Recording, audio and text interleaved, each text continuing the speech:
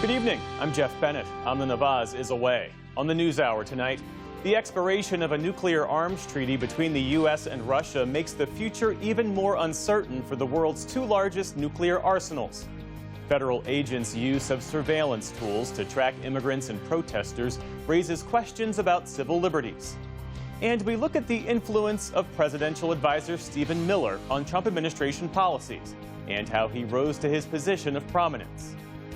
Cultural issues can kind of catapult someone like Stephen Miller from the fringes to the center of a conversation that's dominating the nation.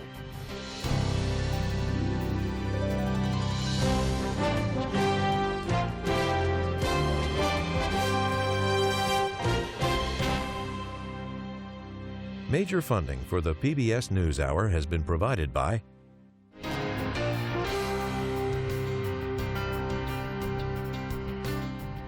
the Judy and Peter Bloom Kovler Foundation, upholding freedom by strengthening democracies at home and abroad. The Ford Foundation, working with visionaries on the front lines of social change worldwide. Friends of the NewsHour, including Nell, Martha, and Mary Minow, in honor of the life and legacy of their parents, Newton and Josephine Baskin Minow, and Julie and Robin Powell, through Fidelity Charitable. Art Collins and Sophia Shaw, through the Arthur D. Collins Jr. Foundation, and George D. Hanby III. And with the ongoing support of these institutions. This program was made possible by the contributions to your PBS station from viewers like you. Thank you. Welcome to the NewsHour. For the first time in more than a half-century, there are no limits on the world's two largest atomic arsenals. The sole remaining nuclear arms treaty in the world, known as New START, is expiring, and arms control advocates fear a new arms race. Nick Schifrin starts our coverage. They're the world's deadliest weapons, able to obliterate entire cities. And when mounted on missiles, can fly thousands of miles in minutes. And for the last 15 years, the deployment of Russian and American long-range nuclear weapons has been restricted. Today is an important milestone for nuclear security and nonproliferation. It was 2010 when President Barack Obama and then Russian President Dmitry Medvedev signed the new Strategic Arms Reduction Treaty. It limited the U.S. and Russia to 700 deployed intercontinental ballistic missiles on land, at sea, and on heavy bombers. And it limited to 1,550 the number of deployed nuclear warheads.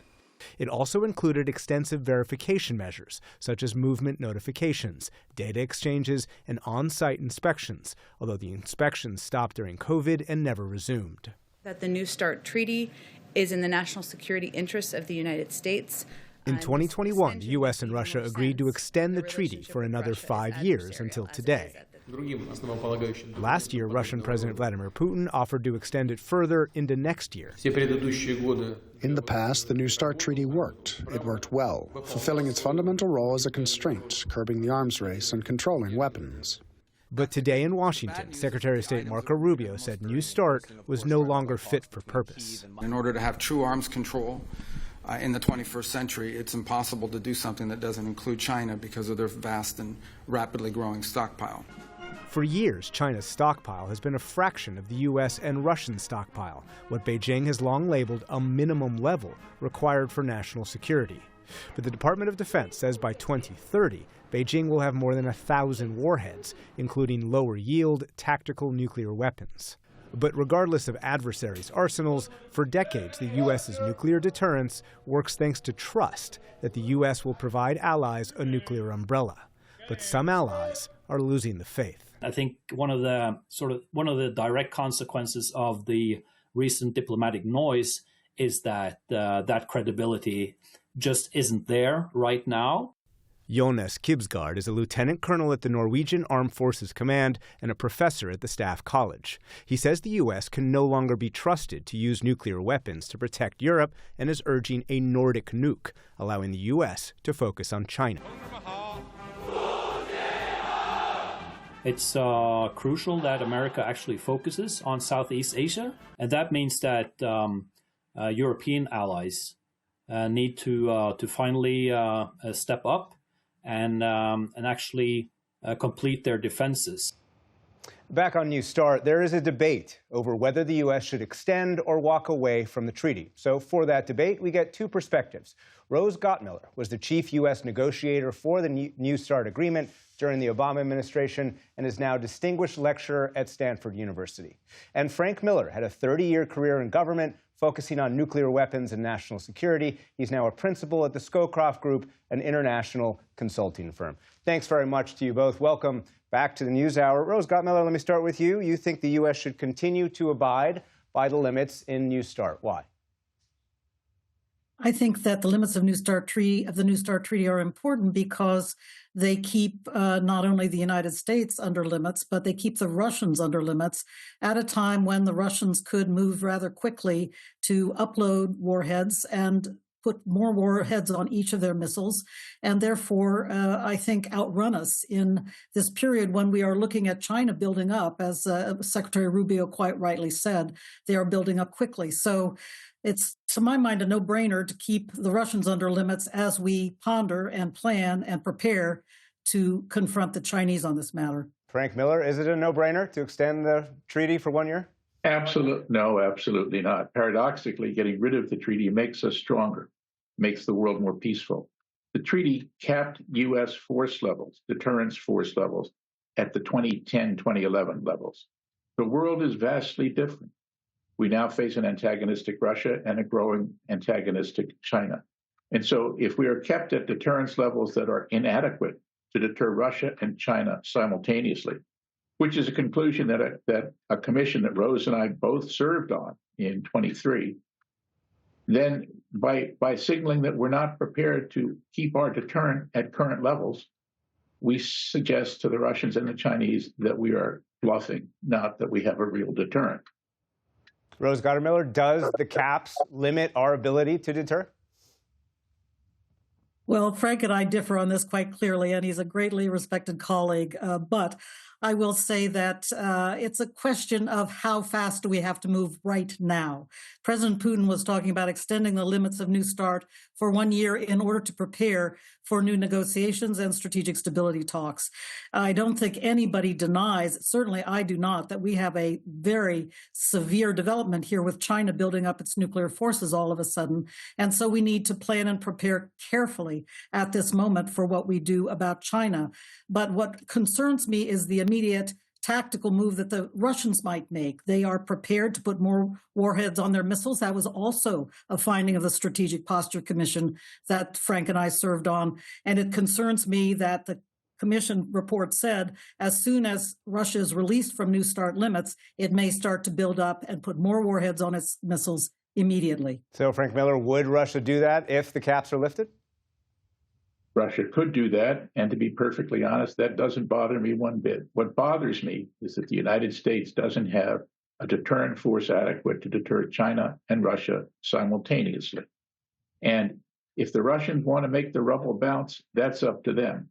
But we can build up slowly. Nothing's going to happen overnight. We're talking about taking warheads out of storage and putting them on existing submarines, on an existing land-based missiles. This is a process that will take several years to do. So there will be nothing sudden, and we could always engage during those years in new arms control negotiations with the Russians and perhaps the Chinese. But this treaty has run its course. Rose Gottmiller, what's wrong with taking more warheads out of storage? Well, there's nothing wrong with it, and in fact, we are planning and preparing to do so. But Frank said very clearly this is going to take a couple of years to do. So why would we take a chance in this coming year as we're preparing and planning for new talks with both China and, I stress, Russia?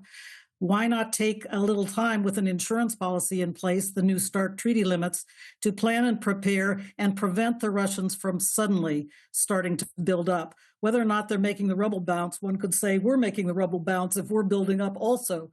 But I think it's important to bear in mind this is not a question of disagreement between Frank and me. We need to counter both of these powers, these nuclear powers. It's can we take a year to plan and prepare and do it carefully when we know it's going to take us some time to begin to upload our missiles anyway, to put more warheads on our missiles anyway. Frank Miller, I saw you shaking your head during that answer. Well, my counter to my friend Rose is that we've taken 2 years. The report from the commission came out in 23. The Biden administration embraced the report's conclusions in 24. We've given the Russians time. It's now incumbent upon us to begin to take our deterrent to the levels, and we're not talking large numbers of organs, but to slowly build up our force so that it can deter Russia and China simultaneously as U.S. policy stresses. And if we can deter simultaneously, the risk of their aggression, their attack on us or our allies, is dramatically reduced. In the 2 minutes that I have left, can I bring us back to the argument you heard from the Norwegian colonel in our story? And Frank Miller, let me actually start with you. Is it a good idea for U.S. allies who are doubting U.S. nuclear credibility today to consider their own nuclear weapons? No. Nuclear proliferation is not a good thing.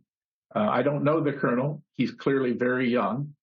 The fact is, from the beginnings of NATO in 1949, allies have always questioned, would the U.S. come to their aid in extremis?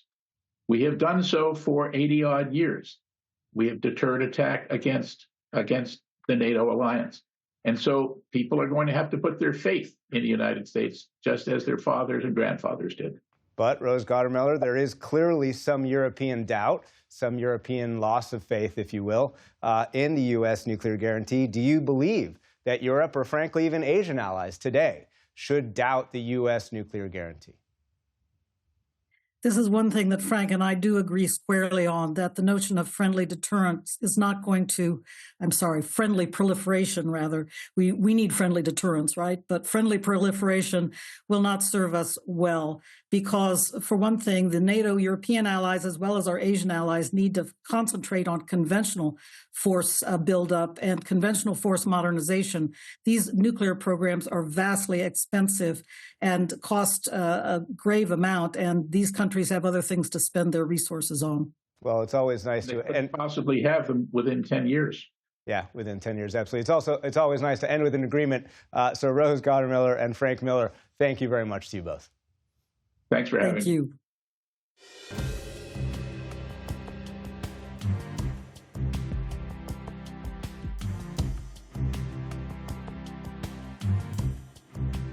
In the day's other headlines, the U.S. Supreme Court is allowing the state of California to use a newly drawn congressional map that favors Democrats in this year's midterm elections.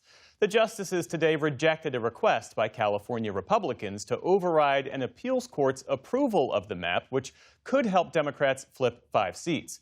It comes about 2 months after the court cleared the way for Texas to use a map aimed at helping Republicans pick up 5 seats of their own.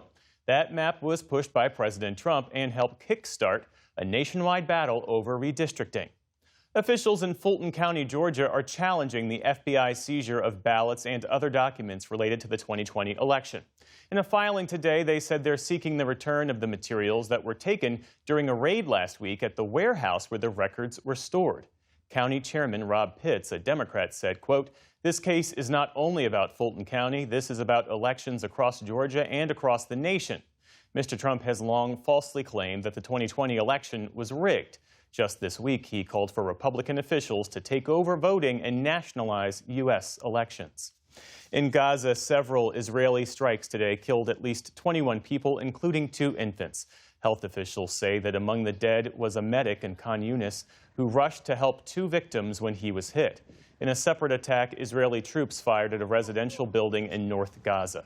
Israel says the strikes were in response to a soldier being injured by militant fire, which it sees as a violation of its ceasefire agreement with Hamas.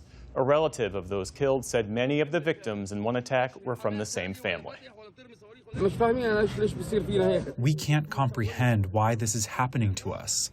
Our relative, his wife, had given birth. The baby girl who was 6 or 7 days old was martyred. They were all killed. What can we do? Where can we go? We don't know what to do. This isn't a life. Also today, Palestinian officials said that medical evacuations at the Rafah border crossing were halted. Israel insists that the border remains open and that any delays were due to a lack of coordination with the relevant agencies. A top Ukrainian official says that talks today in Abu Dhabi with Russian officials were, in his words, substantive and productive. The negotiations are aimed at ending the nearly 4-year war and are being brokered by the U.S., with envoy Steve Witkoff and President Trump's son-in-law Jared Kushner attending. Kremlin spokesman Dmitry Peskov said that the doors for a peaceful settlement are open, but added that Russia will continue its military campaign. Russian attacks today killed at least 9 people across Ukraine and wounded more than a dozen others. Separately, President Zelensky told a French broadcaster today that an estimated 55,000 Ukrainian soldiers have now died in battle. There's been more fallout from the recent release of millions of documents related to the late convicted sex offender Jeffrey Epstein. Starting overseas, the British government said today it'll release documents related to Peter Mandelson, who was appointed as ambassador to the U.S. despite his ties to Epstein. Bill Gates said today he regrets every minute he spent with Epstein after an email alleged that Gates was having an extramarital affair, which he denies. This all comes after lawyers for Epstein's victims reached a deal with the Justice Department to protect the identities of nearly 100 women who were reportedly affected by the release of the documents. The man who tried to assassinate President Trump at his Florida golf course has been sentenced to life in prison.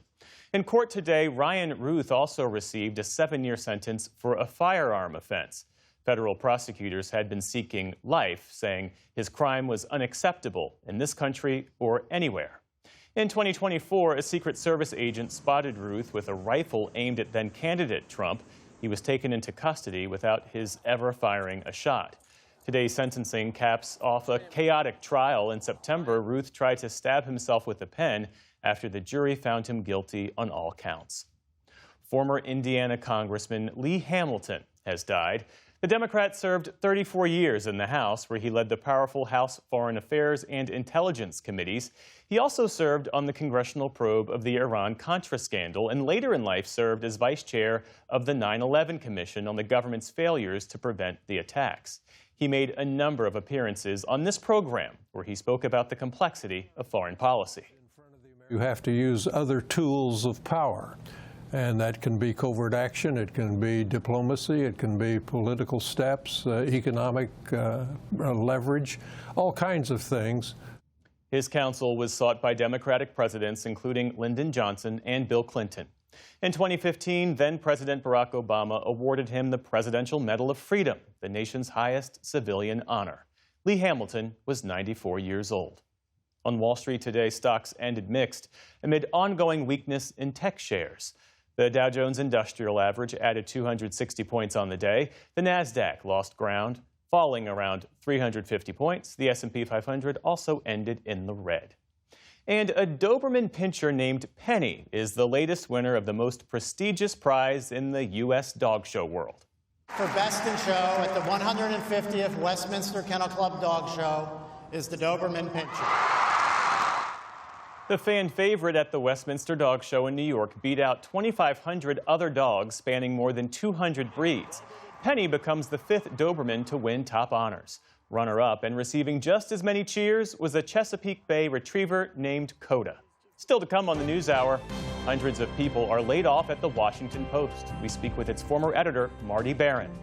We report from Antarctica as researchers there face serious obstacles to measuring the continent's fastest melting glacier. And renowned dancer and educator, Alicia Graf Mack, discusses her new position leading the legendary Alvin Ailey Dance Company. This is the PBS NewsHour from the David M. Rubenstein Studio at WETA in Washington, headquarters of PBS News. President Trump's border czar, Tom Homan, announced today that roughly 700 immigration officers will be withdrawn from Minnesota after what he described as unprecedented cooperation from local law enforcement. But about 2,000 agents are still expected to remain on the ground for what he described as targeted operations. During an interview with NBC News today, President Trump was asked why he directed Homan to withdraw some of the officers and what he had learned from Minneapolis. I learned that maybe we can use a little bit of a softer touch, but you still have to be tough. These are criminals. We're dealing with really hard criminals. In Minneapolis and elsewhere, there continue to be real concerns about ICE's tactics. William Brangham focuses on that part of the story. That's right, Jeff. Homan's announcement comes amid ongoing intense protests about the use of force by ICE agents and the fatal shootings by them of Renee Good and Alex Preddy. But there's a whole other set of tactics that immigration officials are using to track suspects and protesters. This growing surveillance arsenal includes facial detection apps and databases, cell phone trackers, and drones.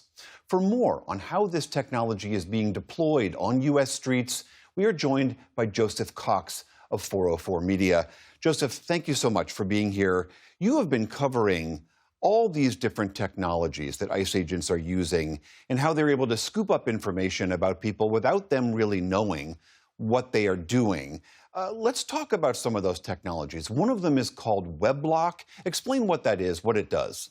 Yeah, so WebLock allows ICE to track the location of mobile phones without a warrant, crucially. Now, this data is not coming from the telecoms. It is not coming from AT&T or Verizon or T-Mobile. It is most likely coming from the advertising ecosystem behind ordinary apps on your mobile phone. So WebLock allows ICE to draw a map around a particular neighborhood or a block or a general area and then see the location of all of the phones in that particular place that the tool has data on. They could follow it from that location to somewhere where the phone stays overnight. Presumably, that's where the person is sleeping and maybe where they live.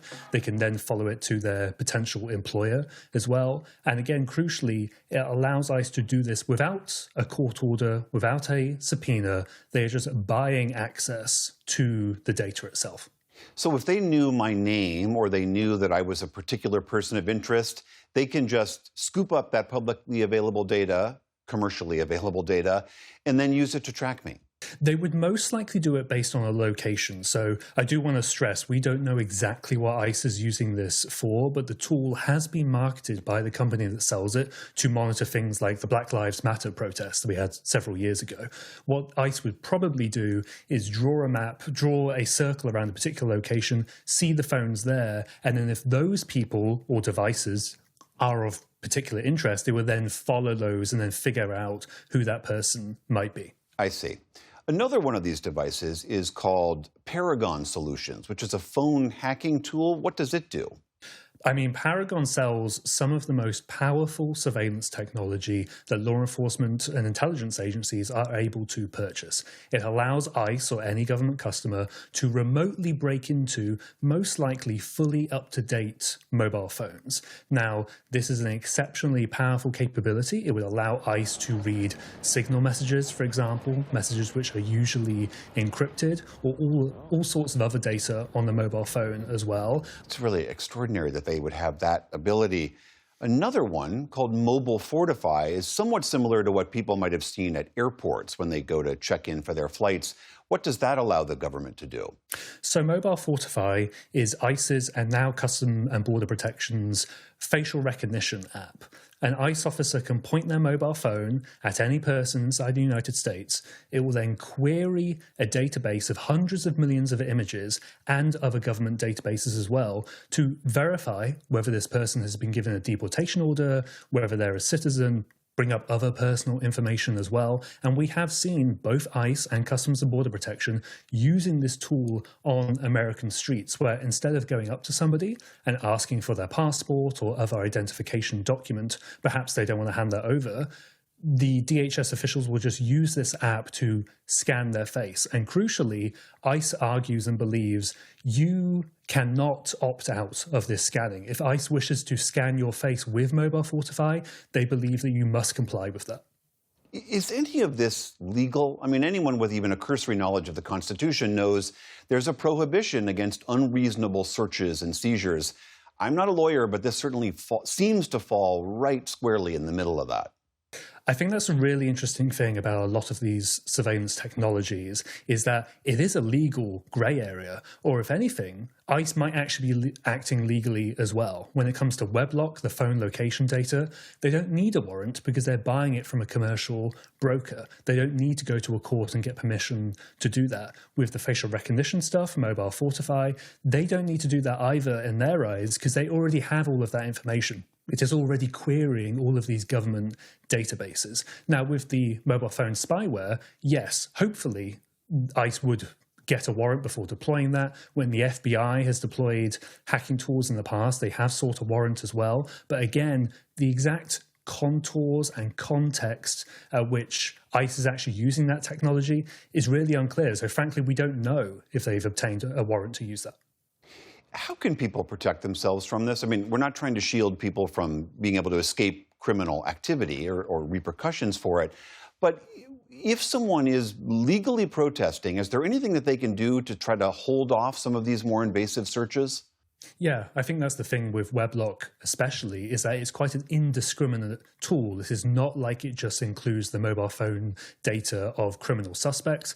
I would just say that people should probably be cautious and vigilant about the apps they install on their phone. If you install a video game, for example, and it asks for your location data, maybe take a minute and think, I don't know if that game really needs my location data, because ultimately you don't really know where that information is being transmitted to, and it could end up in the hands of any other number of companies or potentially ICE as well. Joseph Cox of 404 Media, thank you so much for being here. Thank you, really appreciate it.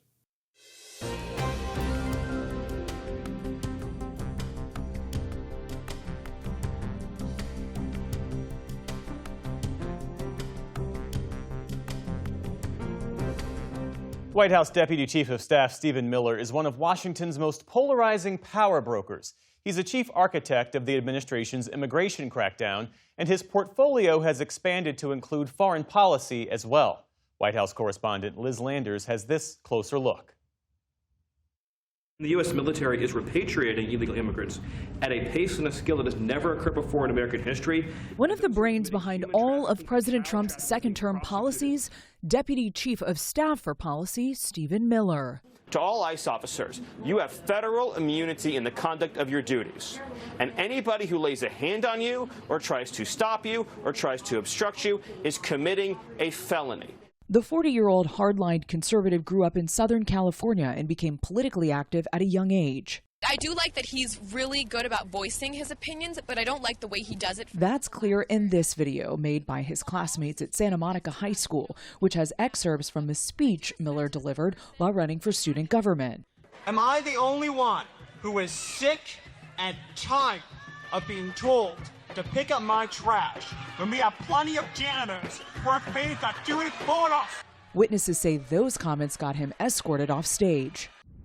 Miller went on to Duke University, which was thrust into the national spotlight in 2006 when white members of the school's lacrosse team were accused of raping an exotic dancer who was black. You, a student, pretty much the only person who'll talk to us. What's going on? Miller made multiple TV appearances defending the players. This was never about what happened to this particular woman according to her testimony, nor was it ever about these players. The state's attorney general later dropped all charges against the players, and the accuser eventually admitted to lying. He is appearing as essentially a spokesperson on major primetime shows. Ashley Parker is a writer at The Atlantic who has covered Miller. These cultural issues can kind of catapult someone like Stephen Miller from the fringes to the center of a conversation that's dominating the nation. Miller began his career in Washington working for influential Tea Party Republicans like former Congresswoman Michelle Bachmann and then Senator Jeff Sessions. As a top aide to Sessions, Miller helped craft messaging against a 2013 bipartisan immigration bill that would have created a path for millions of undocumented immigrants to gain legal status. I believe the interest that needs to be protected is a national interest of the United States. Other Republicans lined up behind Sessions, and although the bill passed in the Senate, it eventually died in the House. A few years later, Donald Trump entered the political scene, voicing his hardline stance on immigration. The first senator to come on board and endorse Donald Trump was Jeff Sessions. And very shortly thereafter, Stephen Miller joins the Trump campaign. Miller soon began writing speeches for Trump with a heavy focus on immigration, including his acceptance speech at the 2016 Republican National Convention in Cleveland that summer. We are going to build a great border wall to stop illegal immigration. Miller also delivered his own speeches on the campaign trail.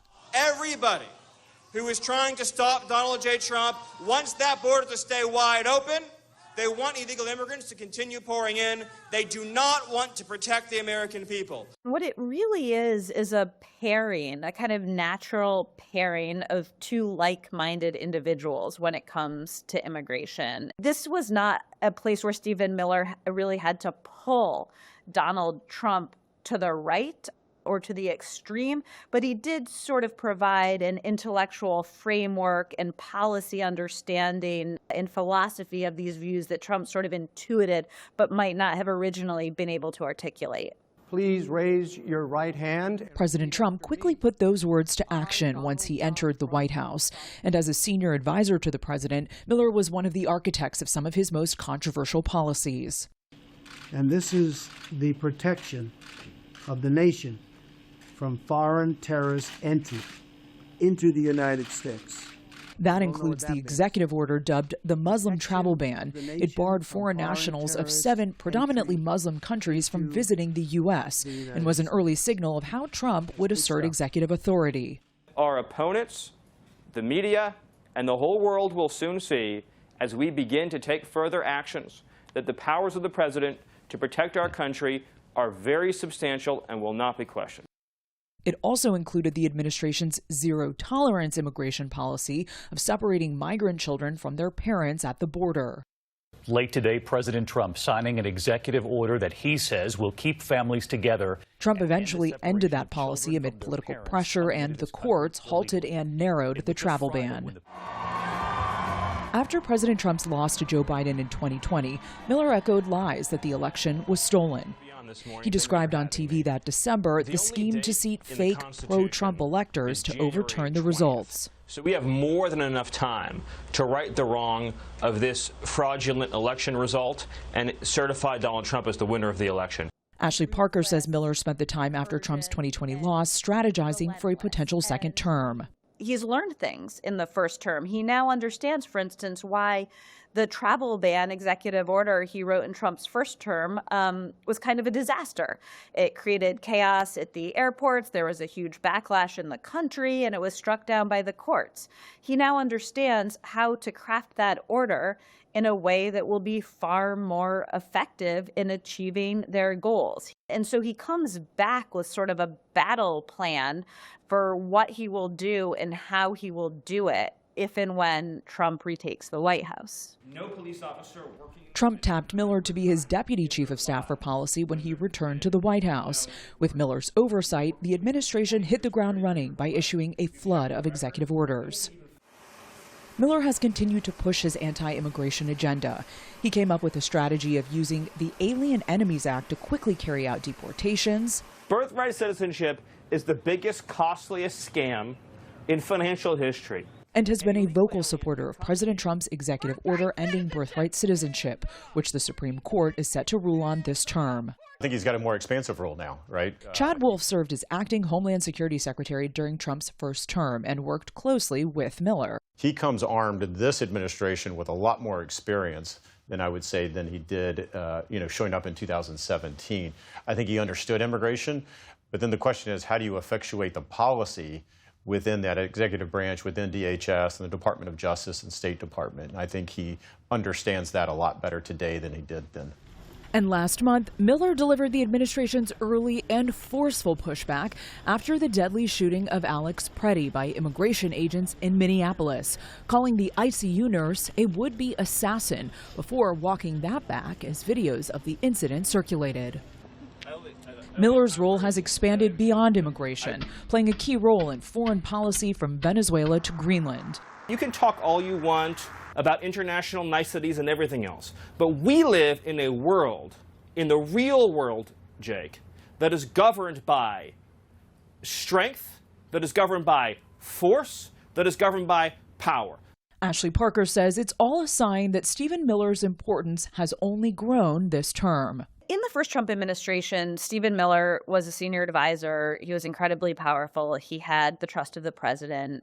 But this term, it is that on steroids. And it is hard to overstate just how broad Stephen Miller's purview is in Trump's second term and just how powerful and important he is. PBS NewsHour asked the White House for an interview with Miller for this report. They did not make him available, but White House Press Secretary Caroline Leavitt sent this statement. Quote, Stephen Miller is one of President Trump's most trusted and longest-serving aides. The president loves Stephen. Further evidence that as Miller's portfolio has grown inside the White House, so too has his influence with President Trump.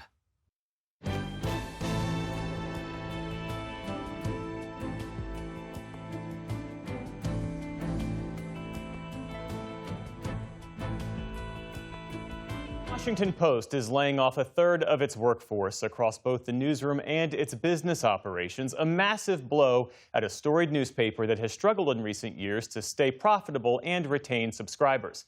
The cuts reportedly affect more than 300 of the approximately 800 journalists in the newsroom and include eliminating its sports desk and books section entirely.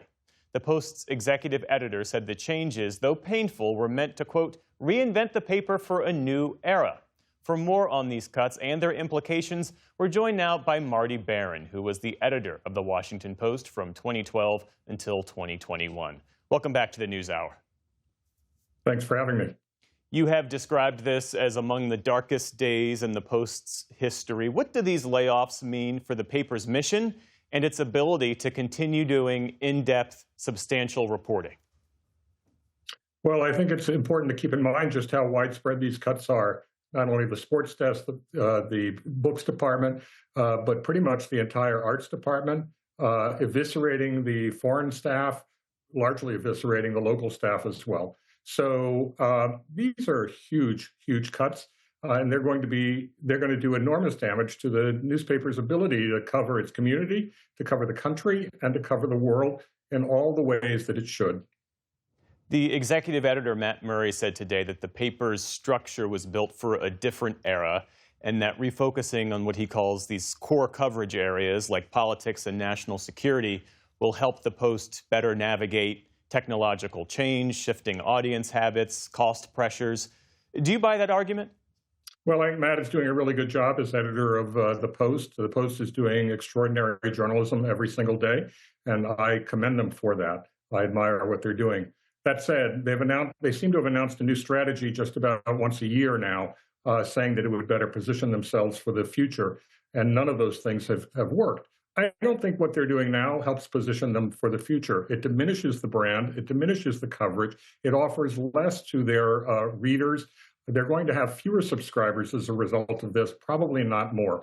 So I understand why Matt is saying that. He has to say something positive about what's happening, but I don't think there's very much positive to say. You served as editor under Jeff Bezos back in 2013 when he purchased the paper and pledged long-term investment and support for the newsroom. What do you make of what appears to be a shift in both his relationship to the paper and his willingness to invest in its future?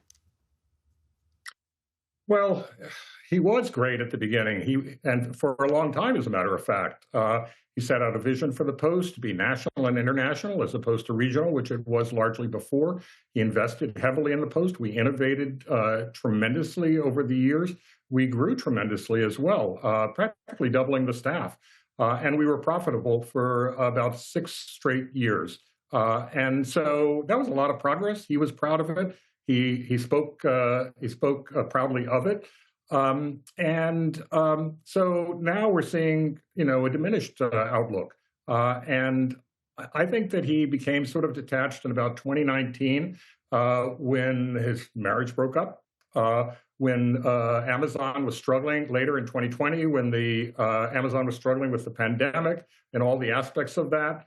And then I think he really took a real turn after it looked like Trump was going to be elected president yet again. And that was in 2024.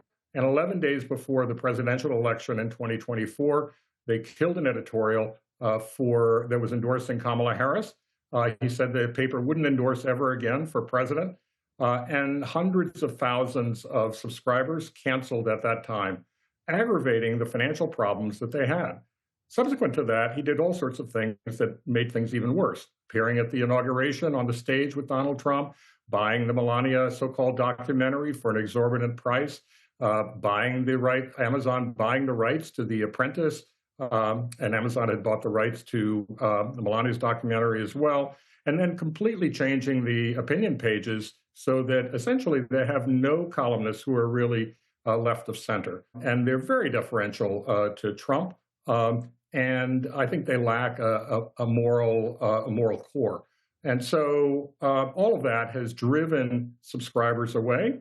And so for every subscriber that they get coming in through the front door because of the high quality news coverage, I think they're losing maybe 2 subscribers out the back door. Of course, I don't know the numbers exactly, but clearly they've been losing a lot of subscribers.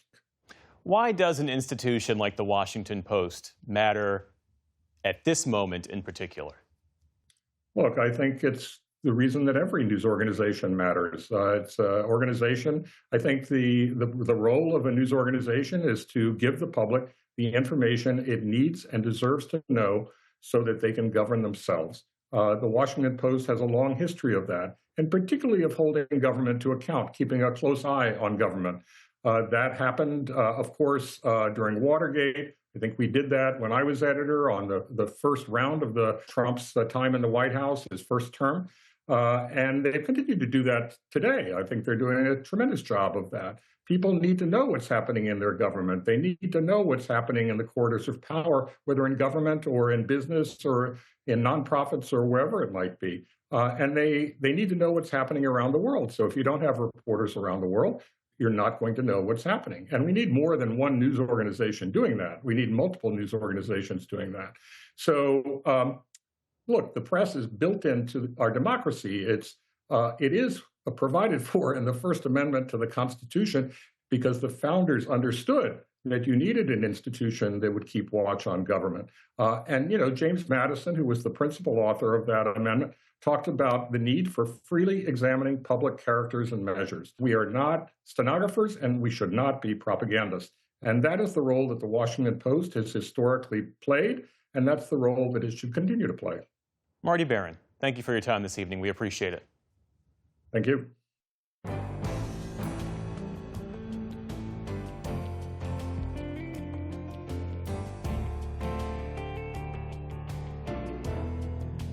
Well, if you've been following Miles O'Brien's reports from Antarctica on our broadcast and online, you know he's reporting on an international group of researchers trying to measure what's happening to one of the fastest melting glaciers there. And their work is trying to capture information in ways that have never been done before. Tonight he has an update on how all that turned out, part of our periodic series, Tipping Point. At long last, they got to the core of this far-flung mission. Hot water was sluicing through glacier ice like a knife through butter.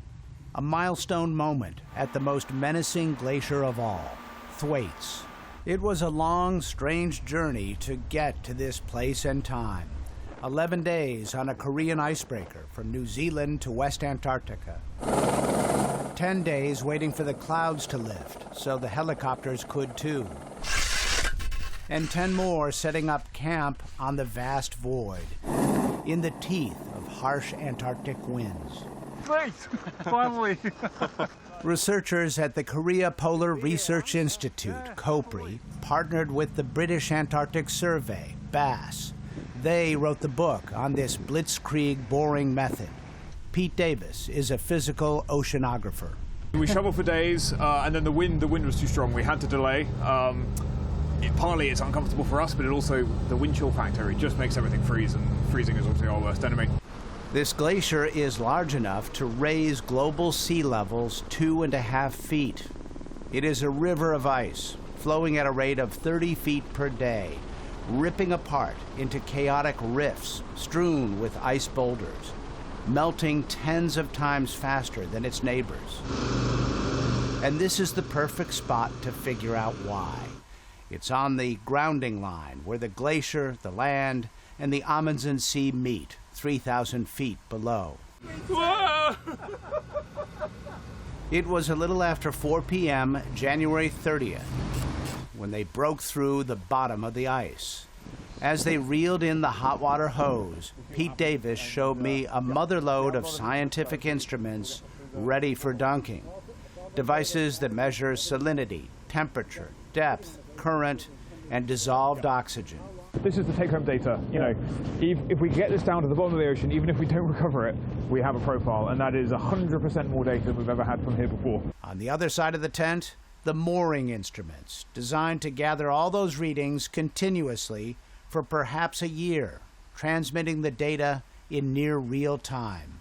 What we're trying to study here, more to do with kind of processes and the process of melting. A year is more than enough to see the processes in action and to get the understanding that we want.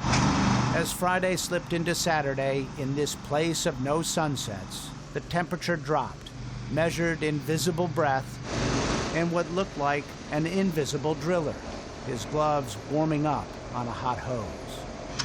The team gave the sensors a warm bath and sent them down. They got 5 profiles of the water below. A successful warm-up act for the main event, the mooring that would stay behind. Down it went. But around 1:30 p.m. on January 31st, there was trouble below. Pete Davis logged into the mooring instruments. It looked good at first, but then he realized they all had identical temperature readings. Okay, actually, I'm pretty sure we're stuck. I think we are stuck at about 650 decibars. I'll come down and discuss options. Thank you. Piled up on top of each other, but They pulled a little bit, but everyone here knew they'd lose this tug of war. Remember, freezing is their worst enemy. When super cold glacier ice grabs an instrument, there is no plan B. If you linger at any one location with equipment, it could freeze to the side. And unfortunately, something along those lines happened. Keith Makinson is a 37-year Bass veteran. The instruments are frozen solid 2,300 feet below the surface, 650 feet from the bottom of the ice.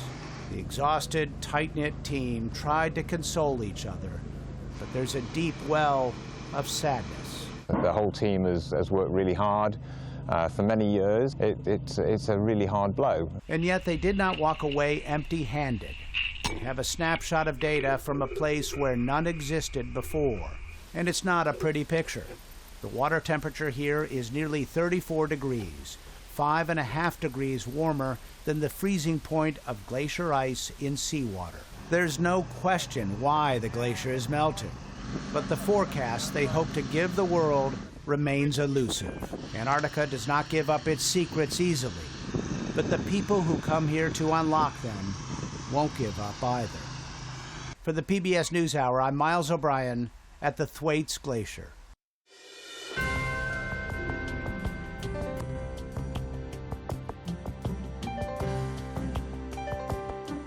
The Alvin Ailey American Dance Theater has just launched a 20-city U.S. tour under its new artistic director, Alicia Graf Mack. She's a renowned former Ailey dancer herself and an educator who is now fusing those roles to lead the modern dance troupe, which started back in 1958. She joined me in the studio this week as part of our Arts and Culture series, Canvas.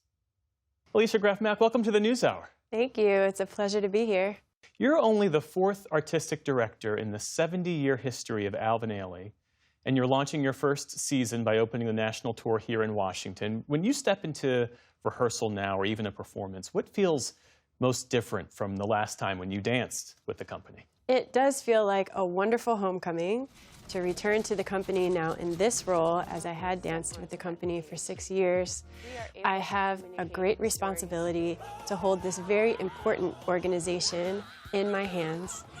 I am so supported by the artistic team, by our administration, by our audience, by the community in this work, and it feels like nothing short of a blessing. I saw where you said previously that the organization is really rooted in Alvin Ailey's big dream. How do you honor the specificity of his vision and the tradition of Ailey while still making space for new voices and new pieces, new choreography. Mr. Ailey set the blueprint so many years ago. When he founded the company, he not only wanted to highlight his own choreographic voice and create the works that he made, as he said, from his blood memories of growing up in rural South in Texas, but also that he wanted to provide a platform for emerging choreographers, for new voices, and specifically for choreographers of color, as there was not that many platforms for those artists to share their work. And so this is the blueprint that I follow, even now in 2026, that we honor his voice, and we always perform his works, including Revelations, which is a work that is seen by more people around the world than any other modern dance work. Also, that we find voices that reflect what we are going through today, voices who will bring their authentic truth and identities to the stage. To your point, I mean, you've emphasized that Ailey is for everyone. It's not an elitist art form. In practical terms, what does that accessibility look like? The Ailey organization is all about accessibility. The dancers, of course, are elite artists. They are world-class dancers, but we are open for everyone. We have an extensive school that offers dance education for everyone, and we also have an arts and education and community outreach program that touches students around the country, from curriculum in the school systems to free performances for children. What did teaching dance reveal to you about where the art form is versus where you want it to go? Part of the work is to empower the artist, the student, the dancer to know their own story, their own identity, and to be able to let that shine on stage and just watch them reach their, what I call their moving moments on stage, these very high points that artists on a very high level reach sometimes, right? It's the high that you get when everything comes together, the music, the movement, the idea. There's nothing like it. Well, let's talk more about that, because you first experienced the magic of Alvin Ailey as a young dancer with big dreams. Now you're launching your tour here in your hometown, Washington, D.C. What does that full circle moment, what does that mean to you? It's everything. I can recall Ailey being my North Star from the time I was a child. And my parents, I grew up in Columbia, Maryland. They would expose me to dance both in Baltimore and Washington and all around. Being a young person and seeing your dream on stage and seeing people who look like you know, that the idea that representation matters is real. That work is so important. And it's so important that we keep the arts alive, especially in the environment and culture that we're living in today. A new sense of hope, and there are also new works on stage that people will see. They pull from popular music, folklore, spirituality, ancestry. What connects the work thematically? All the works that we perform are visceral. When the dancers move, the audience will feel affected by what they're doing. We're all about spirit, humanity, and truth. There's also an idea that the work is not so elite or heady. You can sit and enjoy it and feel something, and I think that's really important. You have worked under Judith Jamison, you've worked under Robert Battle. Your experience really embodies the legacy of Ailey. How do you bring all of that to bear in your current role? That is so correct. I was hired by Judith Jamison when I first started in 2005, and she is someone that I've looked up to forever, as she was a very tall Black woman. I myself am quite tall, and to know that she saw my gifts and my instrument as an asset to the company is one of the many ways in which the Ailey organization has changed the climate and the field in itself, that we look for artists who are unique in every way. And all that Robert Battle brought, especially in his sense of curation and bringing different voices to the table, I take all of that with me. When audiences encounter this tour, when they leave the theater, what do you want them to walk away with? I want them to understand that in the present moment, that we are boldly presenting our work and that we are bravely standing on that stage all over the world. But I also want them to have a sense of the history from where we come and the legacy that Alvin Ailey set forth, which required so much bravery, so much courage in 1958. And if Mr. Ailey could do that in 1958, I certainly can do that in 2026. Alicia Greff-Meck, a real pleasure to speak with you. Thank you. Thank you.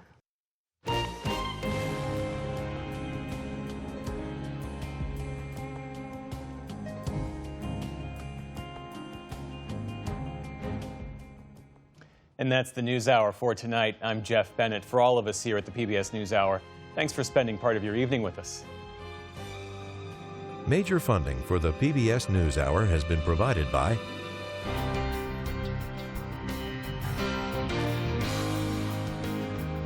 friends of the NewsHour, including Jim and Nancy Bildner, and the Robert and Virginia Schiller Foundation. The Walton Family Foundation, working for solutions to protect water during climate change so people and nature can thrive together. Supported by the John D. and Catherine T. MacArthur Foundation, committed to building a more just, verdant, and peaceful world. More information at macfound.org. And with the ongoing support of these individuals and institutions.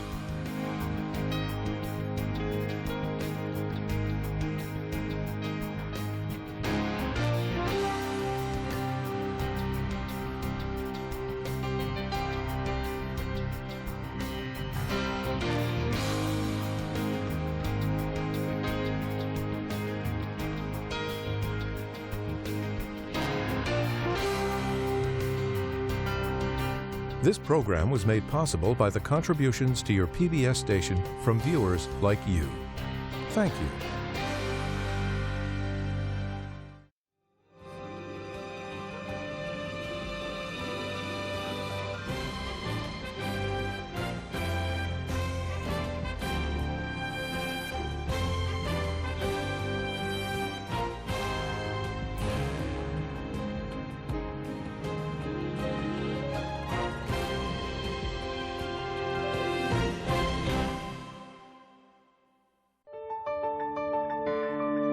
You're watching PBS.